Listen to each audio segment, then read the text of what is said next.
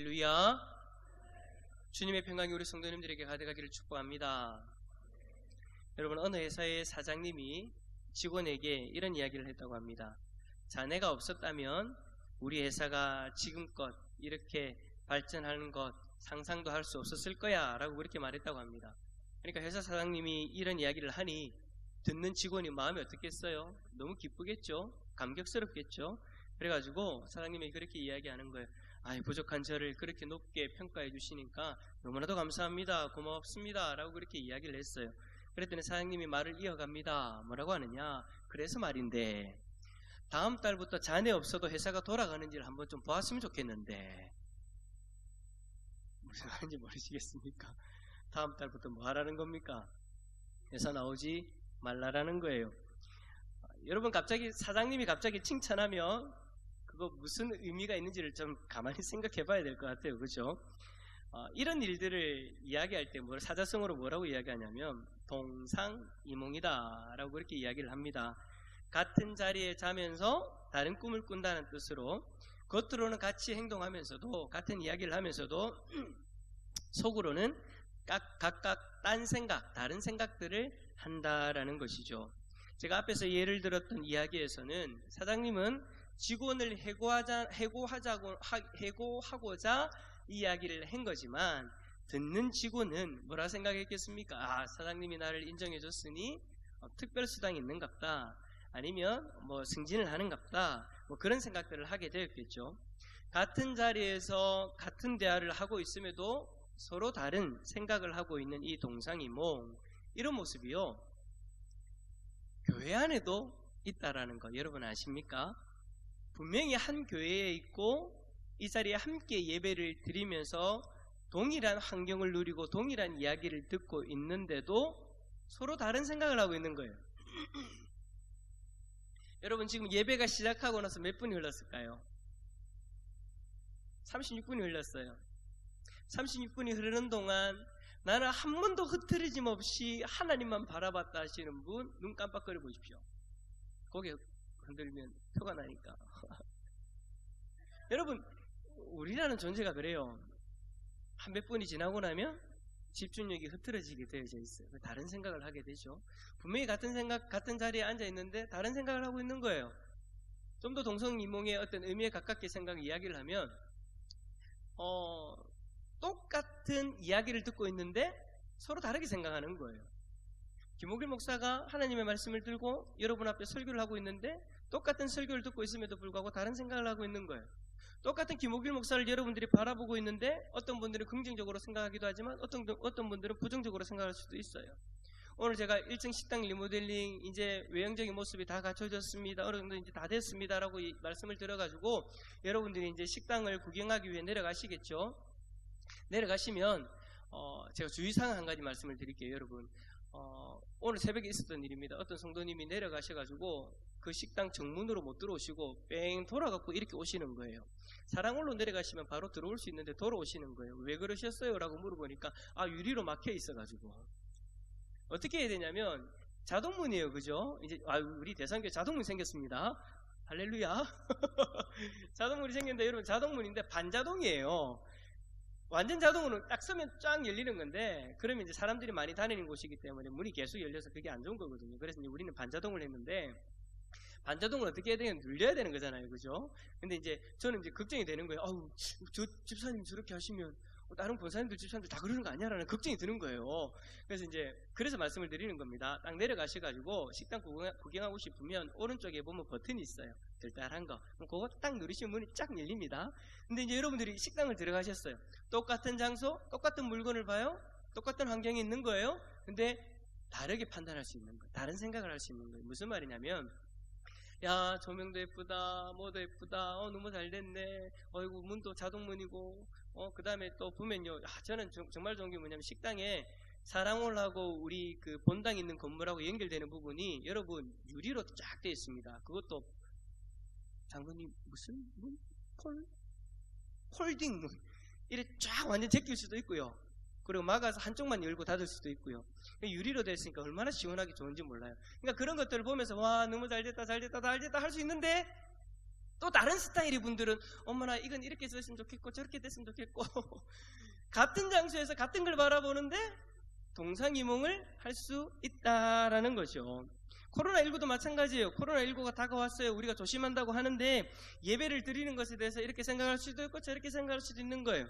한 교회 안에서 이런 다른 생각들을 가지는 것, 여러분 어찌 보면 자연스러운 거죠. 왜냐? 서로의 생각과 기준과 가치관이 다르기 때문에 그럴 수 있다라는 거예요. 좀 더 들어가서 얘기를 해보면, 제가 여러분에게 말씀을 전해요. 하나님 말씀을 전해요. 그럼 은혜를 받는 분들이 있다고 칩시다. 근데 여러분, 설교를 하면서 은혜 받는 분들 어느 정도 제가 알 수 있을까요? 모를까요?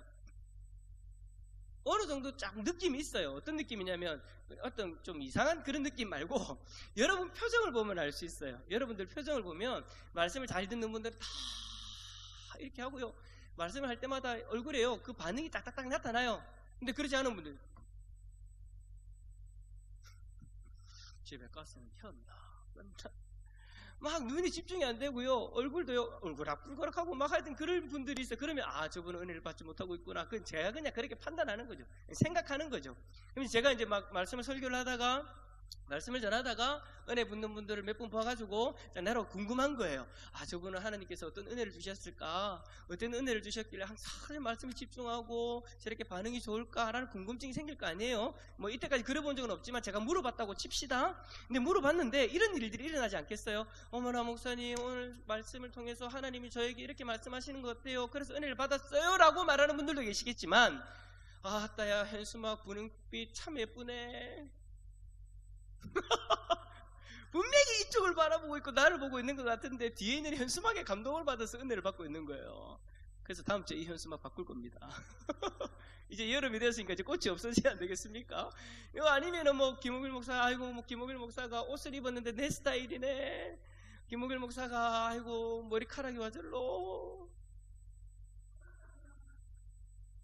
지난주 수요일하고 금요일이네요. 금요일날 원래 이제 우리가 실황을 이제 녹화를 하거든요. 실황도 유튜브로 나가고 유튜브 영상을 녹화를 하는데, 원래는 저기에서 이제 하다가 이제 드럼 소리가 들어오니까 소리가 깨어져가지고 이쪽으로 옮겼어요. 그러니까 소리가 깨끗하게 잘 됐어요. 근데 이쪽에서 이쪽으로 옮기니까 문제가 생겼어요. 이쪽에서 찍을 때는 요래 딱 넘어가가지고 깔끔하게 나오는데, 이쪽에서 찍으니까 이제 바람 불면 머리가 내려가가지고 머리가 없어져. 똑같은 사람을 바라보는데 걱정을 하는 분들도 있고 마음에 근심이 생기기도 한다라는 거예요. 또 제가 예전에 경험했던 건데, 제가 예전에 유초동 사역을 할 때 기도의 시간에 아이들하고 막 기도를 합니다. 근데 어느 순간 하나님이 은혜를 주셔가지고 아이들이 울고불고 난리가 난 거예요. 그래서 제가 끝나고 물어봤죠. 너 왜 울었어? 진짜 물어봤어요. 너 왜 울었어? 라고 물어보니까, 여러분 제가 그렇게 물어볼 때는 제 마음속에 어떤 기대감이 있겠습니까? 목사님 말씀에 은혜를 받아가지고 기도를 하는데 하나님이 내 기도를 은혜로 들어주셔가지고 그런 어떤 홀리한 어떤 그런 응답을 기대하면서 물어봤는데, 이 친구가 그렇게 얘기하는 거예요. 옆에 친구가 울어가지고 울었어요. 얼마나 당황스럽습니까? 그래 그 친구한테 물어봤어요. 그 옆에 있는 친구한테 물어봤어요. 너는 왜 울었니라고 물으니까 이 친구 하는 말이, 선생님이 울어가지고요. 불 껐는데 무서워가지고요. 진짜 제가 그 얘기 들었어요. 들으니까 너무 당황스럽더라고요. 그래서 제가 그때 그러죠. 지난번에 한번 그런 얘기 했지만, 아이들이 우는 거 잘 믿지는 않습니다. 그래요, 여러분. 똑같은 상황에 똑같은 어떤 우리가 자리에 있는데도 그렇게 동상이몽 할 수 있는 거예요. 근데 여러분, 그렇게 동상이몽 교회 안에서 얼마든지 할 수도 있고 그럴 수도 있어요. 하지만 여러분, 동상이몽해서는 안 되는 것이 있어요. 그게 뭐냐? 복음에 대한 우리의 생각은 다르면 안 된다라는 거예요. 뭐에 대한 생각요? 복음. 같은 복음을 받고 그 복음에 대해서 듣는데 복음에 대한 생각이 다르면 안 된다라는 거예요. 그건 절대 안 되는 거예요. 그런데 참 신기하게도 교회에서 신앙생활을 하다 보니까 이런 일이 비일비재한 거예요. 분명 같은 교회에서 같은 복음을 듣고 같은 말씀을 읽고 같은 신앙생활을 하는데 복음에 대한 생각이 달라요. 갈라디아 교회에서도 그런 일들이 일어났다고 지금 바울이 이야기하는 거예요. 갈라디아 교회는요, 어떤 교회입니까? 바울과 바나바가 1차 전도 여행 때, 선교 여행 때 세운 교회예요. 분명히 바울과 바나바를 통해서 복음의 말씀을 들었고 그리고 말씀을 교육받아서 교회가 세워졌고 온전해졌죠. 그렇게 세워졌는데 어느 순간 바울이 어떤 소식을 듣느냐? 바울이 세운 그 고린도 교회들에게 다른 복음이 들어왔고 그들이 다른 복음을 따르고 있다라는 거예요.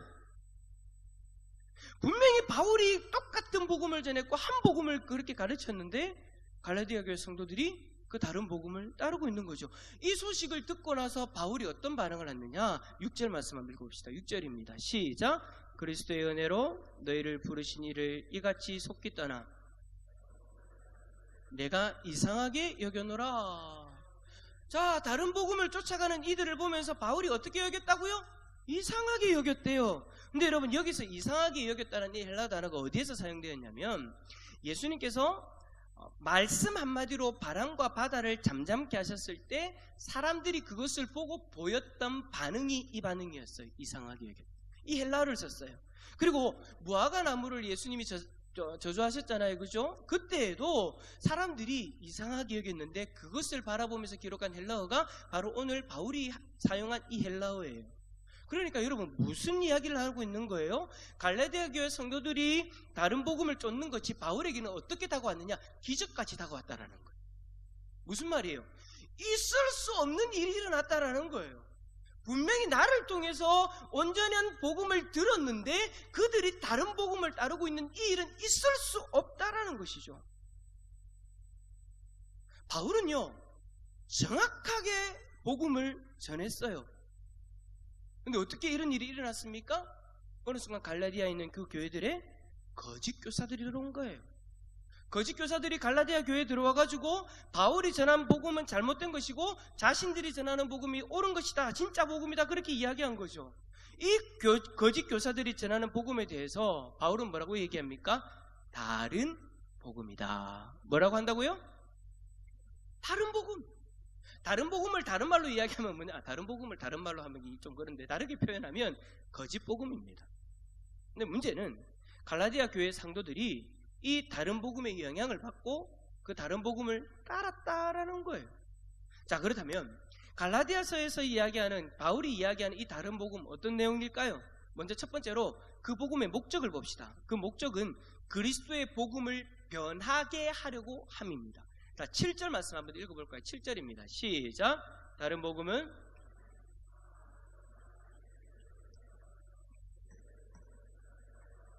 아멘. 그리스도의 복음이라는 것은 여러분, 복음의 근원이 곧 그리스도이심을 나타내는 것입니다. 그러니까 바울이 전한 복음은 뭐냐?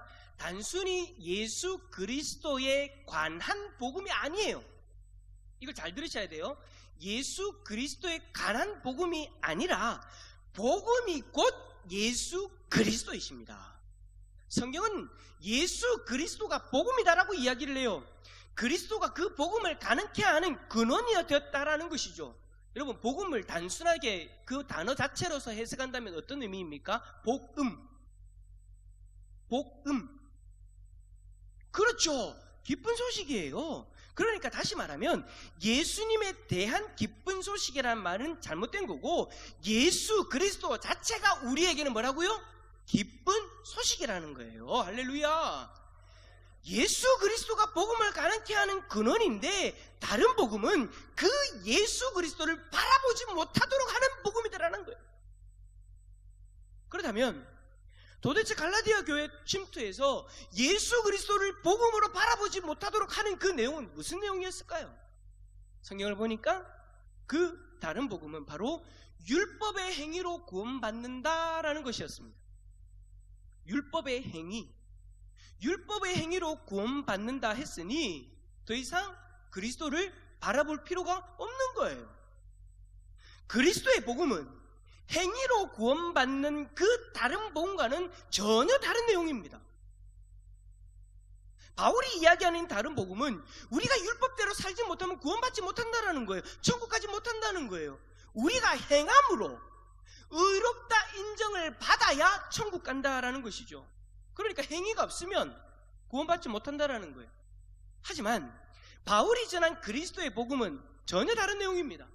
그리스도의 복음은 예수 그리스도를 믿음으로 의롭다 칭함받아 천국 간다라는 것입니다. 우리가 예수 그리스도를 나의 구원자로 믿으면 예수님의 의가 나를 덮어버리는 거예요. 우리가 예수 그리스도의 의의 영향 아래 들어가 버리는 거예요. 그래서 하나님이 우리를 보실 때 무엇을 보시냐면 예수 그리스도의 의를 보시고, 야, 너는 의롭구나 라고 칭하셔서 천국으로 데리고 가시는 거예요. 할렐루야. 그러니까 우리에게 복음은요, 예수 그리스도 자체가 우리에게 복음인 것이죠. 행위는 우리가 예수 그리스도를 믿고 하나님 백성이 되고 난 이후에 우리의 삶에 일어나는 변화일 뿐이지, 그 행위가 우리의 구원의 조건이 되지 않는다라는 거예요. 그래서 만약에 다른 복음의 영향을 받게 되어지면 더 이상 예수 그리스도가 필요 없어지는 거예요. 예수님을 바라보지 않아도 돼요. 왜요? 이제는 나의 의로 구원받는 것이기 때문에 예수님은 옆에 잠시 제껴놔도 되는 거예요. 뭐가 이제 중요하게 되는 거예요? 내가 중요하게 되는 거예요. 내가 어떻게 사느냐, 내가 어떤 삶을 살았느냐, 그것이 중요하게 여겨지기 때문에 더 이상 예수님은 1번이 되지 않아도 되는 거죠. 이것이 그리스도의 복음을 변하게 만드는 다른 복음인 거예요. 여러분, 우리는 이 자리에 어떤 모습으로 서 있습니까? 혹시 동상이몽 아닌가요? 하나님께 예배를 드린다고 하였는데 예수님이 여러분에게 복음입니까? 엄마야, 아멘을 아무도 안 한다. 예수님이 여러분에게 복음입니까? 아니면 반대로 나의 의로 구원받으니 더 이상 예수님이 여러분에게 복음이 아니지는 않는지 모르겠습니다. 예수님을 믿는다고 말하지만 여러분의 삶이 하나님께 평가되어지고 구원받는다, 내가 일주일 동안 살았던 이 삶을 가지고 하나님이 평가하시고 구원받는다, 내가 의롭게 살았나 안 살았나를 보시고 하나님 나를 의롭다 아니라고 평가하셔서 구원하신다 안 하신다가 결정되어진다, 여러분 만약에 그렇게 생각하신다면 여러분은 지금 다른 복음을 믿으시는 겁니다. 지금도 여러분의 삶의 모습 때문에 구원받지 못한다라고 생각하신다면 지금 여러분은 동상이몽의 모습으로 이 자리에 계시는 거예요. 이 예배 자리는요, 죽을 수밖에 없는 죄인이 예수 그리스도를 믿음으로 말미암아 우리의 죄를 짊어지시고 십자가에서 피 흘려 죽으시고 부활하신 그 예수 그리스도를 나의 구원자로서 내 인생의 주인으로서 믿음으로 말미암아 하나님 앞에 의롭다 칭함받아 그 은혜에 감사하는 성도들이 모인 곳입니다. 우리가 온전히 복음을 따르고 있다면 우리는 우리의 삶의 행위를 바라보는 것이 아니라 예수 그리스도만 바라보는 거예요. 우리가 앞에서 찬양하면서 제가 뭐라고 했습니까? 기도할 때 뭐라고 했습니까? 예수만 바라보자.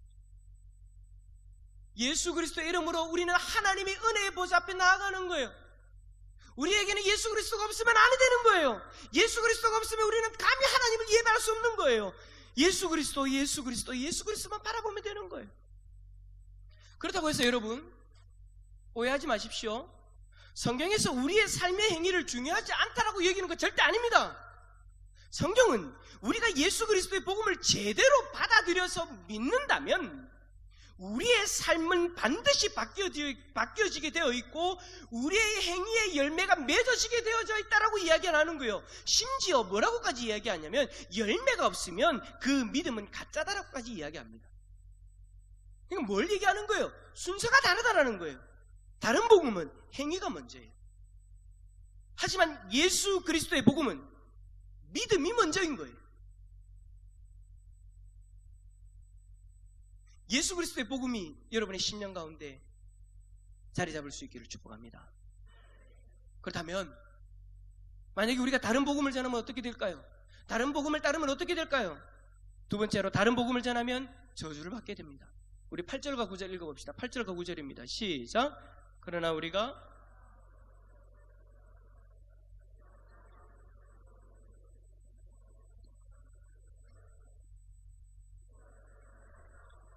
내가 지금 다시 말하노니 만일 누구든지 너희가 받은 것 외에 다른 복음을 전하면 저주를 받을지어다.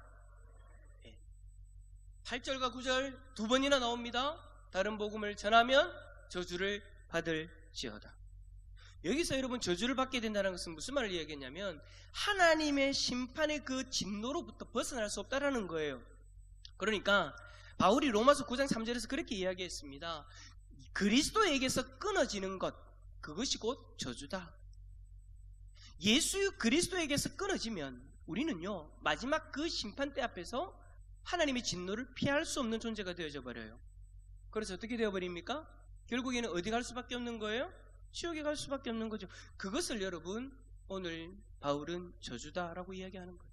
그리스도의 복음이 아니라 다른 복음을 전하고 다른 복음을 따르면 예수 그리스도는 필요 없어. 우리의 의로 구원받는 거야. 내 삶의 의로, 내 의로움으로 그걸 드러내고 자랑하고 하나님 앞에 인정받으려고 하면 그때부터는 예수 그리스도와 상관없는 사람이 되어지는데, 예수 그리스도와 상관없는 사람이 되어지면은 결국에는 하나님의 진노의 심판을 피할 수 없다라는 거예요. 성경은 분명하게 얘기합니다. 진노의 심판은 예수 그리스도의 이름과 상관 있는 사람만 피할 수 있다.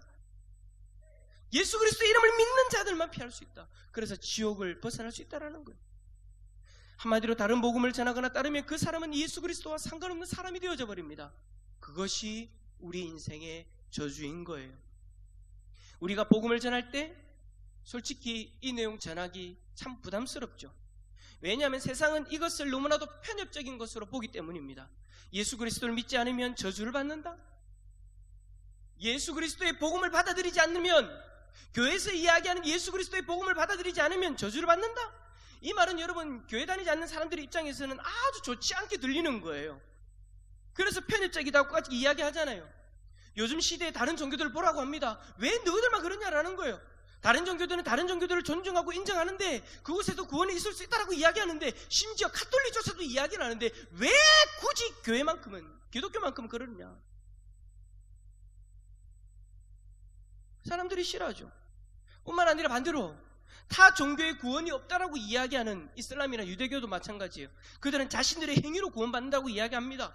그래서 사람들의 행위에 초점을 맞춰가지고 사람들의 눈에 보이는 어떤 행위, 자신들의 어떤 만족감을 줄 수 있는 그 행위, 드러낼 수 있는 어떤 그들의 의, 그것을 가지고 안심하려고 하죠. 하지만 우리는 달라요. 다른 종교에 구원이 있다라고 도무지 이야기할 수가 없어요. 왜냐? 요한복음 14장 6절에서 예수님이 얘기하셨습니다. 내가 곧 길이요 진리요 생명이니 나로 말미암지 않고는 아버지께로 올 자가 없느니라. 어쩔 수가 없어요. 예수님이 그냥 저기서 내가 곧 길이요 진리요 생명이지만 지름길도 있다, 다른 샛길도 있다 라고 이야기하셨으면, 우리도 다른 사람들 다른 종교에서 이야기하는 것처럼 아 그래요, 그대들에게도 구원이 있을 수도 있겠네요 라고 이야기할 수 있어요. 하지만 예수님이 아니라고 하잖아요. 성경 66권 다 뒤져보십시오. 어디 그런 얘기가 있는가? 그러니까 우리는 도무지 그렇게 이야기할 수가 없는 거예요. 편협하다라고 이야기를 들어도 어쩔 수가 없어요. 성경이 아니라고 하는데. 뿐만 아니라 우리는 행위로 구원받는다라고 도무지 이야기할 수 없어요. 왜냐하면 우리는 예수 그리스도를 믿음으로 구원받기 때문에. 로마서 1장 17절 이렇게 이야기합니다. 복음에는 하나님의 의가 나타나서 믿음으로 믿음에 이르게 하나니 기록된 바 오직 의인은 믿음으로 말미암아 살리람과 같으니라. 우리의 행위로 의로워진다라고 이야기하잖아요. 우리의 의로 믿음이 이루어진다라고 이야기하잖아요. 믿음으로 믿음에 이르고 믿음으로 말미암아 오직 의인은 살리라.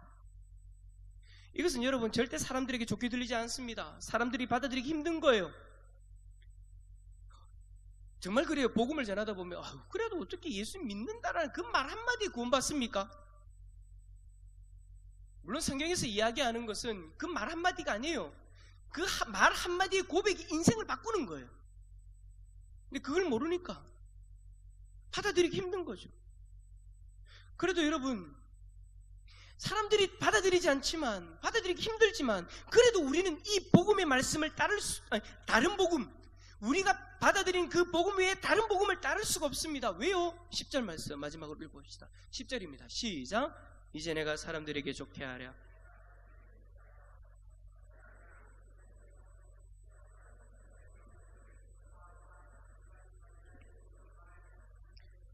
아멘.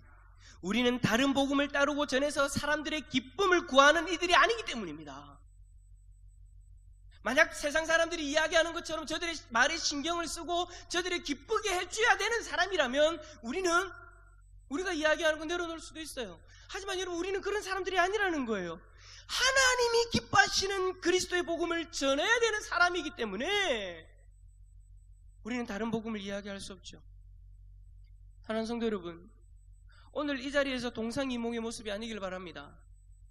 이 예배 자리는 예수 그리스도의 복음을 믿음으로 말미암아 구원받는 하나님의 백성들이 모인 곳입니다. 그래서 우리는 예수 그리스도만 바라보고 예수 그리스도의 복음만 따르는 사람들입니다. 그리하여 하나님을 기쁘시게 하는 공동체가 우리 공동체인 줄 믿습니다. 말씀을 정리합니다.